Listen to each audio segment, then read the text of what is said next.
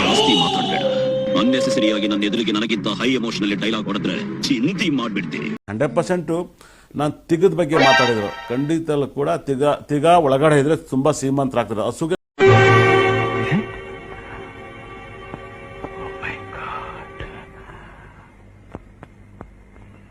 ನಾವು ತಿಗಕ್ಕೆ ಹಸು ಕರುಗಳಿಗೆ ನಾವು ತಿಗಕ್ಕೆ ಕೈ ಮುಗಿಯೋದು 100%. ನಿಮ್ಮ ಅಪ್ಪ ಅಮ್ಮ ನಿನ್ನದು ಏನು ಅಂತ ಹುಟ್ಟಿಸ್ಬಿಟ್ರು. ಅದೇನು ಮುಹೂರ್ತ ನೋಡಬೇಕು, ನಿನ್ನ ಹುಟ್ಟಿಸಿದ ಮುಹೂರ್ತನ. ಅಂದ್ರೆ ಇದೇ ತಿಗಕ್ಕೆ ಕನ್ನಡದಲ್ಲಿ ಒಬ್ಬ ಹೀರೋ ಇದ್ದಾರೆ. ಬರೀ ಹುಡುಗಿರು ತಿಗಕ್ಕೆ ಹೊಡಿತಿದ್ರು. ಅಪ್ಪೇ ಇದು ಯಾವ್ದೋ flash back rebel star Ambareesh ಹಳೇದು ಅಕ್ಕಿಲ್ಲ ಬೆಳೆ ಇಲ್ಲ ಚಕ್ರವ್ಯೂಹ ಕತೆ ತಂಗಿದ್ಯಲ್ಲ. ಬರ್ಬತ್ತಾಗೋಗ್ಬಿಟ್ರು ಅವರು. ತಿಗ ಬಂದು ಮಹಾಲಕ್ಷ್ಮಿ ವಾಸ ಮಾಡೋ ಜಾಗ. ಏನ್ ಮಹಾ ಗನಂದಾರಿ ಕೆಲಸ ಮಾಡಿದ್ರಿ ಅಂತ ಕಿಸಿತಾ ಇದೀಯಾ? ಗೊತ್ತಾ, ನನ್ ತಿಗ ಆಗಿರ್ಬೋದು, ನಿಮ್ ತಿಗ ಆಗಿರ್ಬೋದು, ಮಹಾಲಕ್ಷ್ಮಿನೇ ವಾಸ ಮಾಡೋಂತ ಜಾಗ. ಬರೀ ಹಸುಗ್ ಮಾತ್ರನೇ ಮಹಾಲಕ್ಷ್ಮಿ ಇಲ್ಲ, ನಿಮ್ ತಿಗನು ಕೂಡ ಲಕ್ಷ್ಮಿಗೆ ಹೋಲಿಕೆ ಮಾಡುತ್ತೆ. 100% ಬರ್ದು ಬಿಟ್ರೆ ನಿಮ್ ಕುಂಡಿಗಳು ಲಕ್ಷ್ಮಿಗೆ ಹೋಲಿಕೆ ಆಗುತ್ತೆ.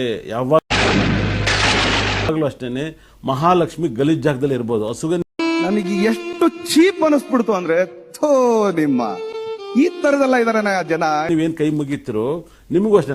ಕನ್ನಡದಲ್ಲಿ ಒಬ್ರು ಇರೋ ಮಾತೆತ್ತ ಹುಡುಗಿ ತಿಗಕ್ ಹೊಡಿತಲೇ ಇರೋರು ಪಿಕ್ಚರ್ ಅಲ್ಲಿ ಬರ್ಬತ್ತಾಗೋಗ್ಬಿಟ್ರಿ. ಅವ್ರಷ್ಟು ಬರ್ಬತ್ತಾ ಇರೋರು ಇನ್ನೊಬ್ರು ಇಲ್ಲ. 100% ಮಹಾಲಕ್ಷ್ಮಿ ಸುಳ್ಳು ಹೇಳಕ್ ಹೋಗ್ಬೇಡಿ.